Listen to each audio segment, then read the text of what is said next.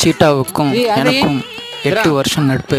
இந்த தெருவில் 8 வருஷமாக நாங்கள் பார்க்குறோம். ஆனால் சீட்டாவை நான் கூப்பிட்டா தான் வரும், கூப்பிடலன்னா வராது. அதுதான் இட்டோட ஒரு ஸ்பெஷாலிட்டி. என் அன்பான பூனை சீட்டா.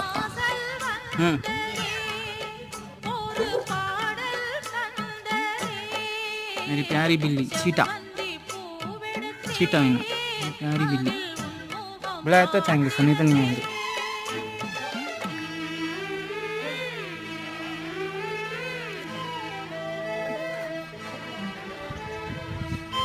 अरे